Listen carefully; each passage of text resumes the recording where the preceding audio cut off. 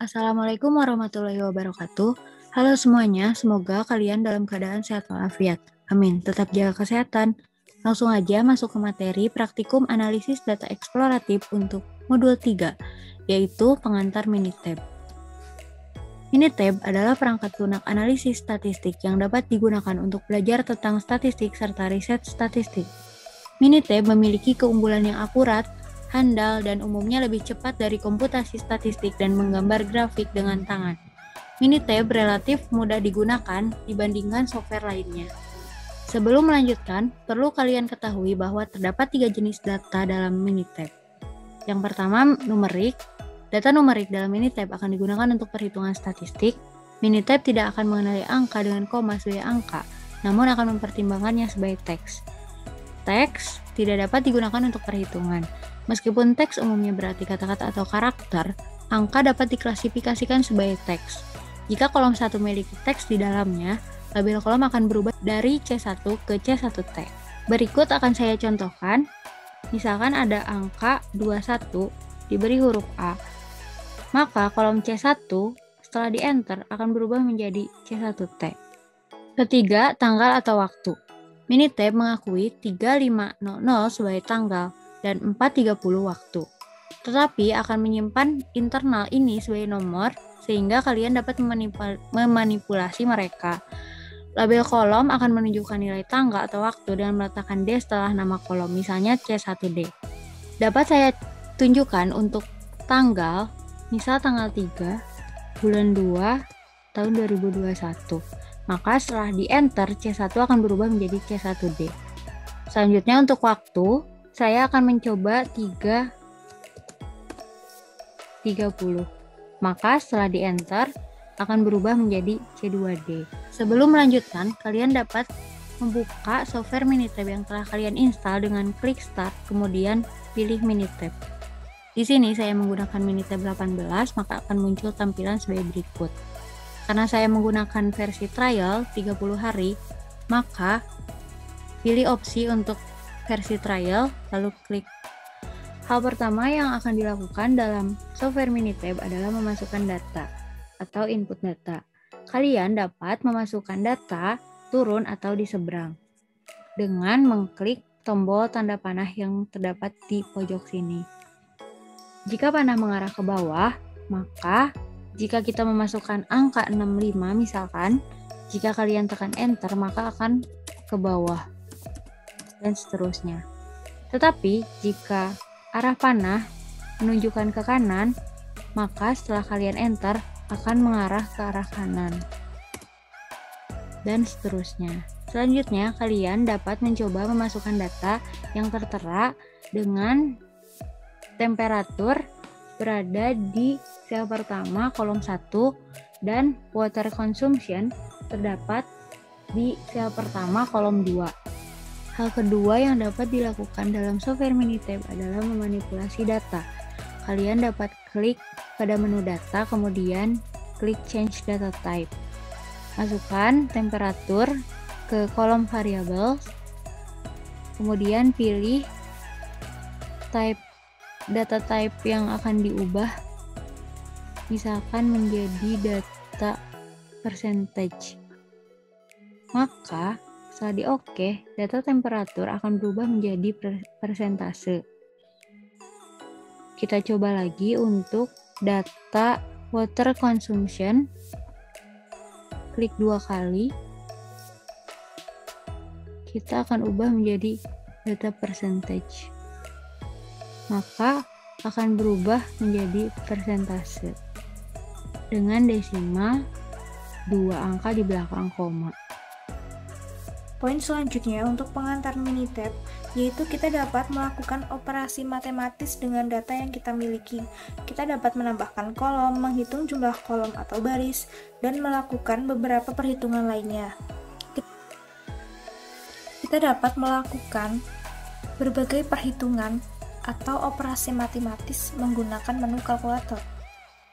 Misalkan saja diasumsikan bahwa pengumpul data untuk suhu air pada kolom C1 diketahui termometer yang digunakan membaca 10 derajat suhu terlalu rendah.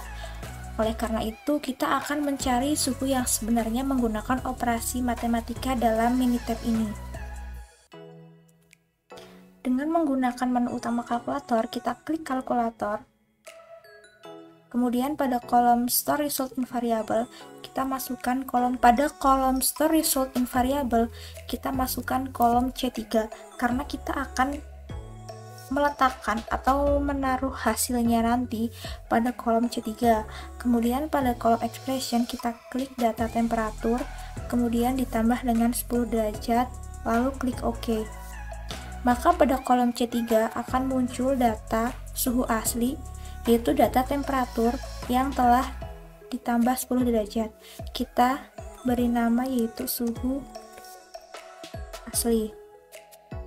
Selain dapat melakukan manipulasi data dan operasi matematis, Minitab juga dapat melakukan berbagai perhitungan statistik menggunakan menu utama Stat.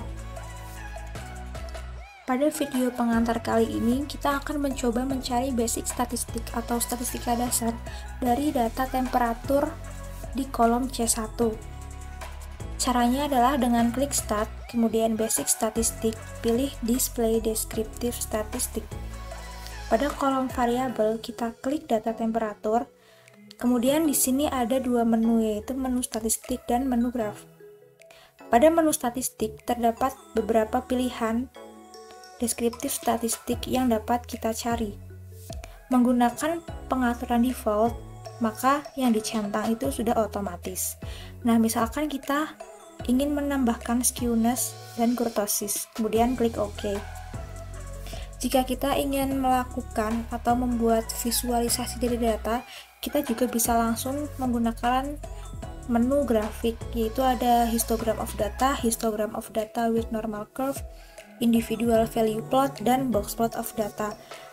Namun kita akan mencobanya nanti menggunakan menu utama graf, jadi kita langsung OK saja, lalu klik OK.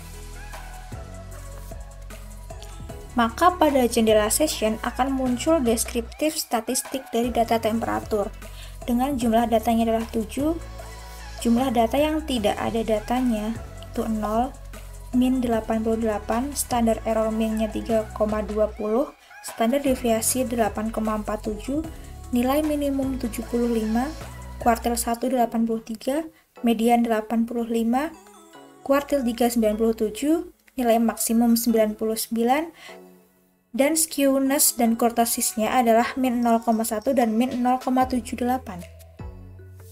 Selanjutnya kita akan mencoba membuat grafik dari data yang kita miliki. Kita akan membuat histogram, box plot, dan scatter plot.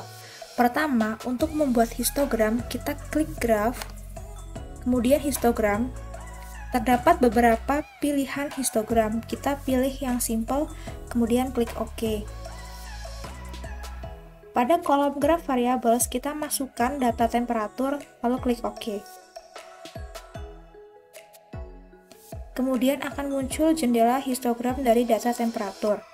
Dari histogram ini, dapat kita lihat bahwa temperatur 85 derajat memiliki frekuensi tertinggi, yaitu sebanyak 3. Selanjutnya kita akan membuat visualisasi yang kedua, yaitu box plot.